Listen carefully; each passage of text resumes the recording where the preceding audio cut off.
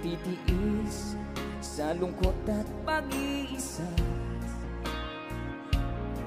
Larawan mo at mga sulat ang kasama. Ingatan mo sana ang pag-ibig natin. Ipaglaban nito hanggang sa aking pagdating.